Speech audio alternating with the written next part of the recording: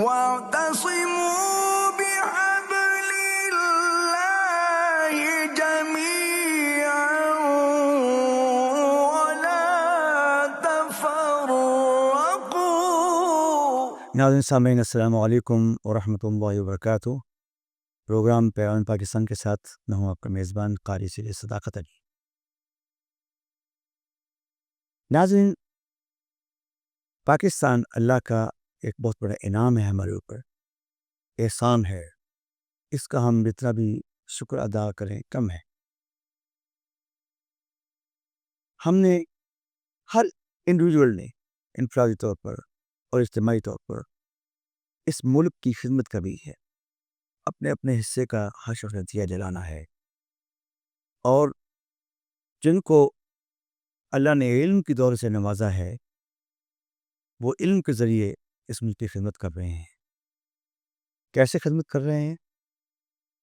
بچوں کو تربیت دے کر، بچے جو ہمارا مستقبل ہیں پاکستان کا، ان کو علم کی روشنی دے کر ان کا مستقبل سنوار رہی ہے، وہ آگے بڑھ رہی ہے۔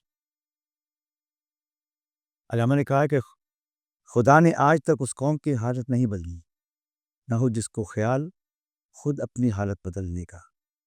ہم نے اپنے حالات کو خود بدلنا ہے۔ اگر ملک کے اندر اس وقت کچھ کمزوریاں ہیں، ان کمزوریوں کو ہم نے دور کرنا ہے، اخلاقی کمزوریوں کو دور کرنا ہے، معاشی کمزوریوں کو دور کرنا ہے، ہم نے خوشحالی کی طرف لے کے جانا ہے۔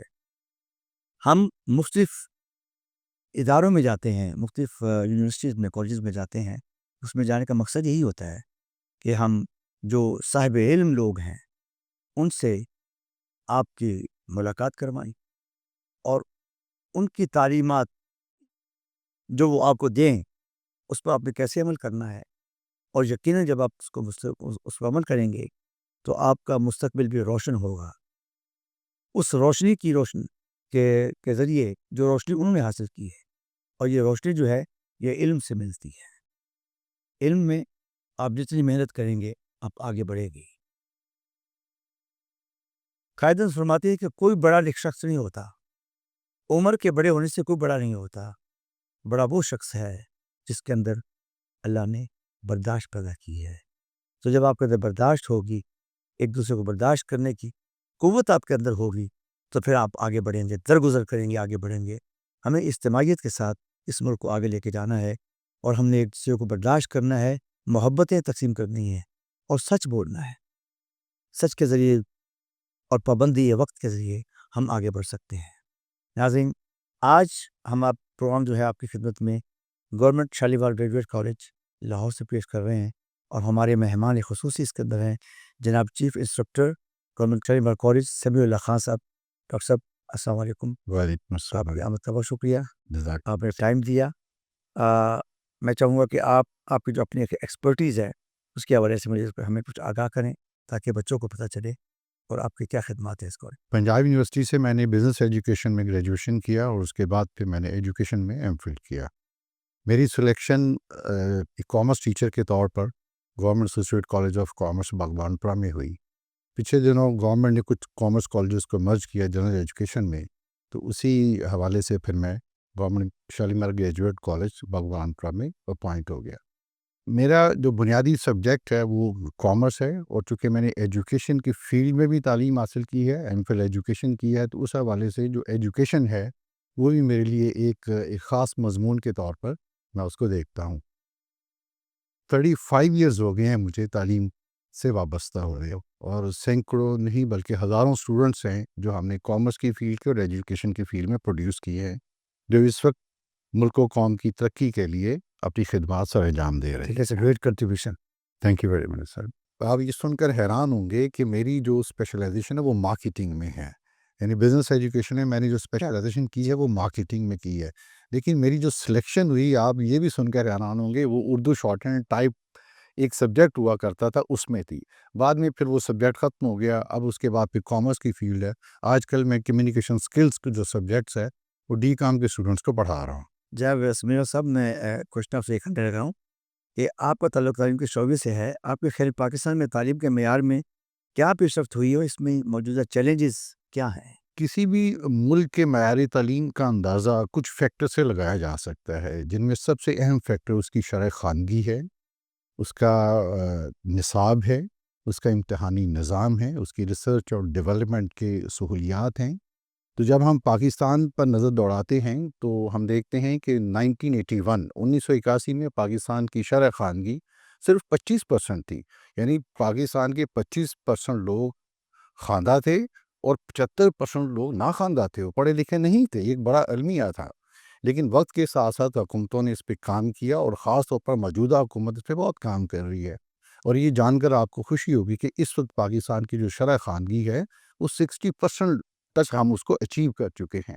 اسی طرح جو ہمارا نظام امتحان ہے، یعنی امتحان کا جو نظام ہے، اس پہ بھی ڈراسٹک چینجز آ چکی ہیں، اور آپ دیکھتے ہیں کہ جو ایگزامینیشن سسٹم کی جو خامیاں تھیں وہ بہت حد تک دور ہو چکی ہے۔ ابھی بھی بہت کام ہے اس پہ کرنے والا۔ ریسرچ اینڈ ڈیولپمنٹ ایک ایسا شعبہ ہے جس میں پاکستان بہت پیچھے تھا، لیکن چند سالوں میں اس پر بہت حد تک کام کیا جا رہا ہے۔ پاکستان میں بہت ریسرچ اینڈ ڈیولپمنٹ کے شعبے قائم کیے گئے ہیں، طلباء و طالبات کو اسکالرشپ دیے جا رہے ہیں تاکہ وہ ریسرچ اور ڈیولپمنٹ کی فیلڈ میں آئیں اور نئی سے نئی ریسرچ کریں اور ڈیولپمنٹ کی فیلڈ میں پاکستان کا نام روشن کریں۔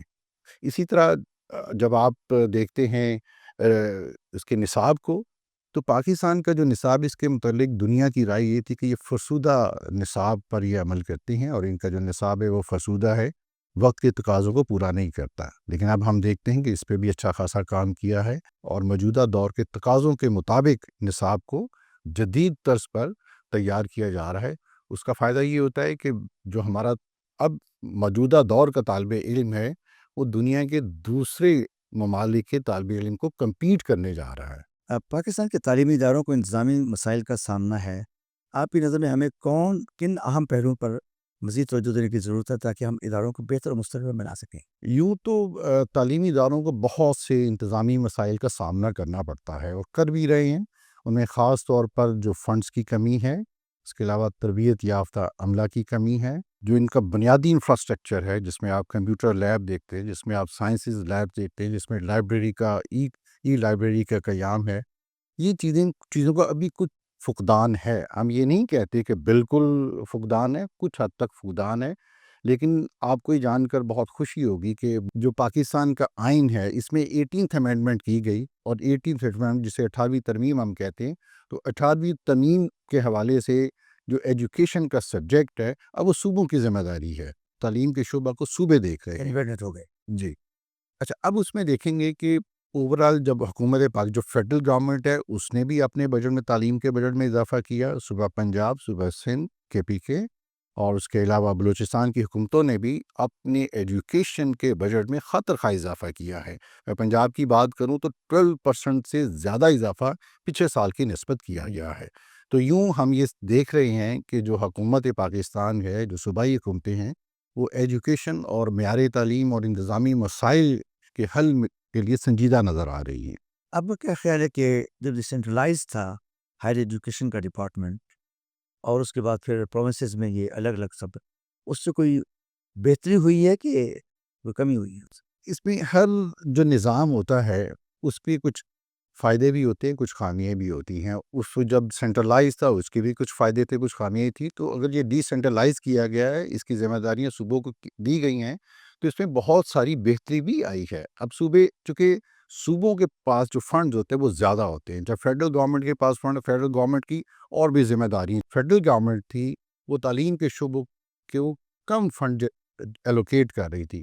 جیسے ہی صوبوں کو یہ شعبہ صوبوں کے حوالے کر دیا گیا، تو صوبے جو ہے وہ اپنے وسائل سے بڑھ کر بجٹ ایلوکیٹ کر رہے ہیں۔ تو اس کا سب سے بڑا فائدہ یہی ہوا ہے کہ بجٹ ایلوکیشن بہت بہتر ہو گئی ہے۔ اب یہ بتائیں کہ آپ نوجوانوں کی تربیت کے عمل میں مصروف ہیں، موجودہ طلباء کے رجحانات تعلیم کے حوالے سے، ان کا رویہ، ان کا عملی میدان میں ان کی دلچسپی، اس کے متعلق آپ کیا کہیں؟ یہ دور کمپیوٹر کا دور کہلاتا ہے۔ کمپیوٹر اور ڈیجیٹائلیشن نے طلباء اور طالبات کے جو رجحانات ہیں اس میں بہت حد تک تبدیلی لے آئے۔ ایک زمانہ تھا کہ جب آپ میڈیکل، انجینئرنگ، کامرس کے شعبہ جات میں اسٹوڈنٹس کو آپ جاتا ہوا دیکھ رہے تھے۔ کمپیوٹر، ڈیجیٹائلیشن اور سوشل میڈیا نے ان کے رجحانات میں بہت حد تک تبدیلی لائی ہے۔ آج کا جو طالب علم ہے وہ اپنے کریئر کو ان شعبہ جات کے اندر دیکھ رہا ہے. ان کے رجحانات جو ہیں، ان کی جو اپنی جو پرسنالٹی ڈیولپمنٹ ہے اس میں آپ تبدیلی دیکھ رہے ہیں، ان کے رویوں میں آپ تبدیلی دیکھ رہے ہیں. پازیٹیو رویے بھی اس میں آپ دیکھ رہے ہیں، نیگیٹو رویے بھی آپ اس میں دیکھ رہے ہیں. اب جو پازیٹیو رویے ہیں وہ یہ ہے کہ وہ وقت جس تیزی کے ساتھ دنیا چل رہی ہے اپنے آپ کو بھی اس تیزی کے ساتھ لے کے جانا چاہتے ہیں. منفی رویہ ان میں یہ آیا ہے کہ اب ان میں انٹالرنس بڑھ گئی ہے، اور میں یہ دیکھ رہا ہوں کہ جو انٹالرنس ہے یہ نہ صرف طلبہ و طالبات میں بڑھی ہے، اساتذہ میں بھی بڑھ گئی ہے اور والدین میں بھی بڑھ گئی ہے، جس پر میں سمجھتا ہوں کہ ہمیں اگر اس ایک فیکٹر کے اوپر ہم فوکس کر لیں تو ہم جو طالب علم ہے اس کی رہنمائی کرنے میں بہت زیادہ جو ہے وہ اس کا حل کیا ہے؟ اس کا حل کہ ان کی تربیت ہے.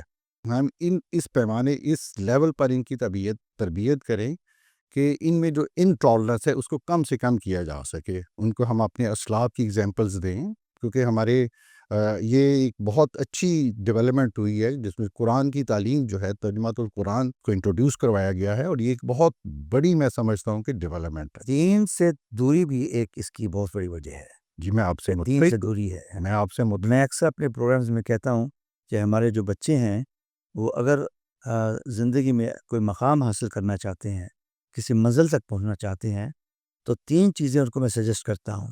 ماں باپ کا ادب کریں، اساتذہ کی عزت کریں، وہ جو کہتے ہیں اس پر عمل کریں، اور قرآن سے جڑ جائیں. قرآن کا کم از کم 1 پیج وتھ ٹرانسلیشن وہ ضرور پڑھا کریں. اس سے آپ کا ذہن کھلے گا، آپ کا دل و دماغ کھلیں گے، آپ کو روشنی ملے گی. آپ کو اصل میں بات ہے کہ روشنی ملے گی آپ کے. قرآن سے دوری، وہ کہتے ہیں نا علامہ کہ وہ زمانے میں معزز تھے مسلمہ ہو کر، اور ہم خار ہوئے تارک قرآن ہو کر. گرچہ قرآن کو سینوں سے لگایا ہوتا، یہ زمانہ نہ زمانے نے دکھایا ہوتا. تو ہم جو پستی کی طرف گئے ہیں، یا جن مشکلات کا سامنا ہم کر رہے ہیں، دشواریاں میں جو پیش آ رہی ہیں، تو نزلی میں ہم جو گئے ہیں، اس کی واحد وجہ یہ ہے کہ ہماری قرآن سے دوری ہے. اگر ہمارا آج کا نوجوان قرآن سے جڑ جائے تو کیجیے کہ ان کی زندگی میں انقلاب آ جائے، ان کو جینے کا طریقہ آ جائے، سلیقہ آ جائے کہ زندگی کیسے گزارنی ہے. قرآن تو ایک کمپلیٹ وے آف لائف ہے، پوری ایک ایجوکیشن سسٹم ہے قرآن کے اندر. تو میں بچوں کو یہی بات کہتا ہوں کہ اپنی دنیاوی تعلیم بھی حاصل کریں ضرور، یہ بہت ضروری ہے، چیلنجز ہیں، اور اس کے ساتھ ساتھ آپ قرآن کو اسٹڈی کریں تو آپ کو مزید تقویت ملے گی. میں آپ کی بات سے بہت متفق ہوں کہ ہمارے طالب علم کو، ہمارے طلباء و طالبات کو دنیاوی تعلیم کے ساتھ ساتھ دینی تعلیم کو بھی حاصل کرنا چاہیے. لیکن ہمارا یہاں اس وقت المیہ یہ ہے کہ ہمارے طالب علم جو ہیں وہ دنیاوی تعلیم میں اتنے مشغول اور محو ہو گئے ہیں کہ انہوں نے دینی تعلیم سے منہ پھیر لیا ہے، جس کی وجہ سے آج ہم تنزلی کا شکار ہیں. سر نیکسٹ کوشچن ہے کہ پیغام پاکستان کے ذریعے آپ نوجوانوں کو اپنے کیریئر کی منصوبہ بندی، تعلیم میں ترقی اور قومی ترقی میں فعال کردار ادا کرنے کے حوالے سے کیا مشورہ دیں گے؟ What's your message? تو کیریئر پلاننگ ہے یہ طالب علم کے لیے انتہائی ضروری ہے، اور کیریئر پلاننگ کا جو بنیادی مقصد یہ ہے کہ ایک طالب علم اپنے بارے میں اپنے بارے میں سیکھے. یعنی career planning means learning about yourself and learning about world of work. یعنی ایک طالب علم اپنے متعلق جانے، اپنے متعلق اپنی پہچان کرے کہ وہ اس کا انٹرسٹ کیا ہے، اس کی ویلیوز کیا ہیں، اس کا کلچر کیا ہے، اس کا انٹرسٹ کیا ہے، کس شعبہ کے اندر اس کا انٹرسٹ ہے، اور وہ ان شعبہ جات کی نشاندہی کرے جن شعبہ جات میں وہ اپنے انٹرسٹ کے مطابق، اپنے ٹیلنٹ کے مطابق، اپنی تعلیم کے مطابق، اپنی مہارت کے مطابق اپنے آپ کو گرو کر سکتا ہے. جب وہ ایسے شعبے کا انتخاب کرے گا جس میں اس کا انٹرسٹ بھی ہوگا، جو اس کی مہارت کے مطابق، اس کے ٹیلنٹ کے مطابق اور اس کے نالج کے مطابق وہ مطابقت رکھتا ہوگا، تو یقینی طور پر وہ اس میں بہتر کارکردگی دکھائے گا. جب انفرادی طور پر وہ بہتر کارکردگی دکھائے گا تو وہی اس کی انفرادی ترقی جو ہے وہ ملکی ترقی کا بھی باعث بنتی ہے. سمیرہ صاحب تھینک یو سو مچ. اب ہمارا نیکسٹ سیگمنٹ ہے بچوں سے ہم کچھ لیں تو ہم ان کی طرف چلتے ہیں. السلام علیکم سر، میرا نام رابعہ ندیم ہے، میں B S Urdu first semester سے ہوں. میرا آپ سے سوال ہے کہ آپ کے خیال میں پاکستان میں تعلیمی مسائل کیا ہیں، ان کو حل کرنے کے لیے کیا اقدامات ضروری ہیں؟ جس طرح پہلے بتایا گیا کہ تعلیمی اداروں کے انتظامی مسائل کے اندر ہم جب اس کو تھارولی دیکھتے ہیں تو ہم یہ دیکھتے ہیں کہ جو تعلیمی اداروں کے انتظامی مسائل ہیں اس میں سب سے بڑا مسئلہ فنڈز کی کمی ہے، اس کے بعد تربیت یافتہ عملہ کی کمی ہے۔ یہ جو تربیت یافتہ عملہ ہے اس میں ٹیچنگ اور نان ٹیچنگ عملہ دونوں ہی اس کے اندر شامل ہیں۔ اس کے علاوہ نصاب کا پراپر ہونا، جدید دور کے تقاضوں کے مطابق نصاب کا پراپر ہونا بھی بہت ضروری ہے۔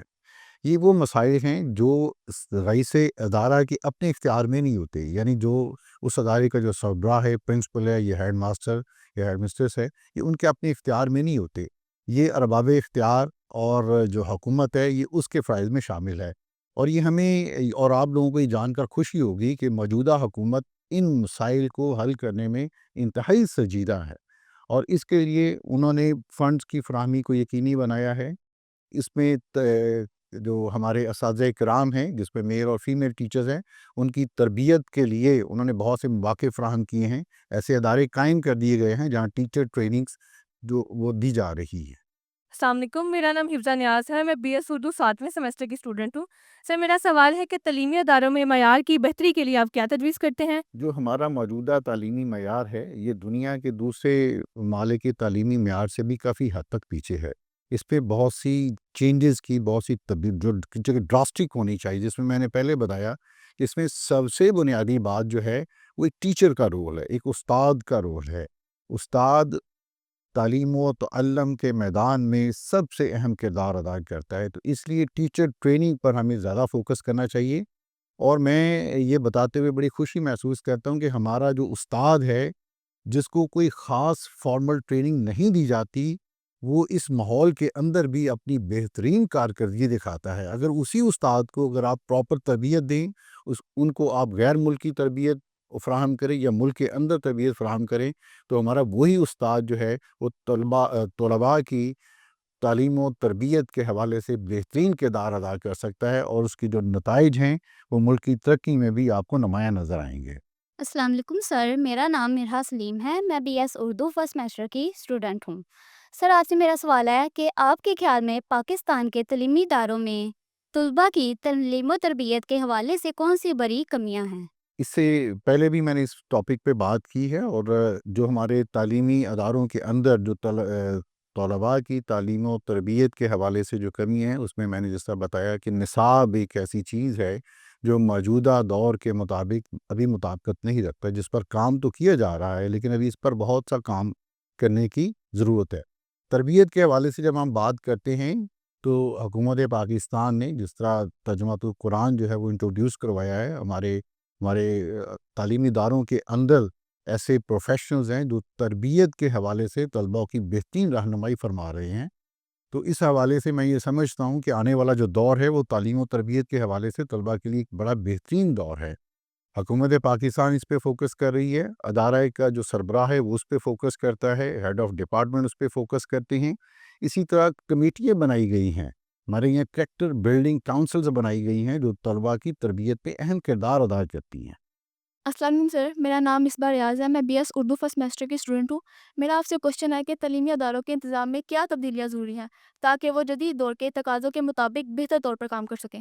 تعلیمی اداروں کے اندر جو اس وقت نظام رائج ہے وہ نظام کوئی خراب نظام نہیں ہے، وہ ایک بہترین نظام ہے۔ فرق صرف اتنا ہے کہ اس نظام کو انتہائی ایمانداری کے ساتھ لاگو کیا جائے، اور جن لوگوں پر، جن طلباء طالبات پر اس کو لاگو کیا جاتا ہے وہ اس پر اپنی پوری تندہی کے ساتھ عمل کریں، تو پھر اس کے مثبت نتائج جو ہیں وہ آپ کے سامنے آئیں گے۔ تو لہٰذا میرے مطابق اس نظام کے اندر کی بہت زیادہ چینجز لانے کی ضرورت نہیں ہے۔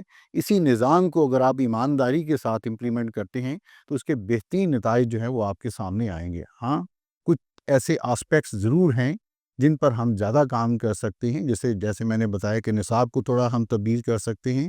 اس کے علاوہ جو اساتذہ کرام کی جو تربیت ہے وہ جدید خطوط پر ہم کر سکتے ہیں، ہم ای لائبریری کا قیام کر سکتے ہیں۔ اس کے علاوہ انٹرنیٹ کی جو سہولت ہے، جو کہ اب حکومت پاکستان جو ہے وہ ہر جگہ انٹرنیٹ کی سہولت دے رہی ہے، اس کو ہم عام کر سکتے ہیں۔ تو اس سے طلباء و طالبات میں تعلیم کے ساتھ ساتھ تربیت جو ہے اس میں بھی جو ہے وہ بہتری لائی جا سکتی ہے۔ السلام علیکم سر، میرا نام نور ہے اور میں B S chemistry first semester کی اسٹوڈنٹ ہوں۔ میرا آپ سے سوال ہے کہ تعلیمی اداروں میں اساتذہ کی تربیت اور ان کی صلاحیتوں کو بہتر بنانے کے لیے ہمیں کیا اقدامات کرنے چاہیے؟ جیسے میں نے پہلے کہا کہ تعلیم و تعلم کے عمل میں استاد کا ایک کلیدی رول ہے. اس لحاظ سے جو بھی اساتذہ کرام ہیں، چاہے وہ آپ کے پرائمری لیول کے اساتذہ کرام ہیں، سیکنڈری لیول کے ہیں یا ہائر ایجوکیشن کے اساتذہ کرام ہیں، ان کی تربیت جدید خطوط پر کرنے کی انتہائی ضرورت ہے. کمیونیکیشن سکلز کو آپ لے لیں، کلاس روم انوائرمنٹ اور کلاس روم مینجمنٹ کو آپ لے لیں، آپ اسٹوڈنٹ اسیسمنٹ کو آپ دیکھ سکتے ہیں. اس کے علاوہ بھی بہت سے پہلو ایسے ہیں جن پر اساتذہ کرام کی بہترین تربیت کی جا سکتی ہے، اور جس کا الٹیمیٹلی فائدہ کیا ہوگا کہ جب وہ تربیت حاصل کرنے کے بعد اپنی اسی تربیت، اپنی اسی ایکسپیرینس کو طلبہ پر جب آپ وہ لاگو کریں گے تو ایک بہترین طالب علم پیدا ہوگا. جب ایک بہترین طالب علم پیدا ہوگا تو معاشرے کے لیے بھی ایک بہترین شہری ثابت ہو سکتا ہے، اور بہترین شہری جو ہوتے ہیں وہ اپنے ملک کی تعمیر و ترقی کے لیے بہترین رول ادا کرتے ہیں. خان صاحب thank you so much for your time. آپ نے بہت اچھی گفتگو فرمائی. یقیناً ہمارے بچوں کو بھی، ہمارے پیرنٹس کو بھی اور عوام الناس کو اس سے استفادہ ملا ہوگا اور ان کو نالج میں اضافہ ہوا ہوگا. آپ کے ٹائم کا بہت شکریہ. تھینک یو سو مچ. جزاک اللہ. ناظرین سامعین، آج کا پروگرام ہم نے آپ کی خدمت میں government Shalimar graduate college Lahore سے پیش کیا، اور ہمارے مہمان خصوصی تھے چیف انسٹرکٹر جناب سمیع اللہ خان صاحب. آپ نے ان کی گفتگو سنی. ناظرین، یہ ہمارے اساتذہ جو ہے علم کی روشنی کے مینار ہیں، یہ مراکز روشنی ہے. ان مراکز سے روشنی جو ہے وہ علم کی شکل میں بچوں کے اندر جو ہے وہ ٹرانسفر ہوتی ہے، اور بچے ان سے نالج گین کرتے ہیں. اور یقیناً ہر اپنے سبجیکٹ کے اندر ان کو جب نالج ملتا ہے، ایجوکیشن ملتی ہے، ان کی گرومنگ ہوتی ہے. نہ صرف ان کو ایجوکیشن دی جاتی ہے بلکہ ان کی شخصیت کو بھی امپروو کیا جاتا ہے. ان کو طور طریقے بتائے جاتے ہیں کہ زندگی کیسے گزارنی ہے. آپ نے مستقبل میں ایک روشن مینار بننا ہے اس ملک کا، اپنے عملی بھی زندگی میں جا کر آپ نے کیا کرنا ہے. تو یہ سب چیزیں ان اساتذہ اور ان تعلیمی اداروں سے آپ کو ملتی ہیں. تو انشاءاللہ العزیز آئندہ ہفتے پھر انشاءاللہ کسی اور انسٹیٹیوشن سے آپ کی خدمت میں حاضر ہوں گے، کسی اور صاحب علم شخصیت سے آپ کی ملاقات اور تعارف کروایا جائے گا. اس وقت تک کے لیے میزبان قاری سے اس طاقت کو اجازت دیجیے. اللہ حافظ. پاکستان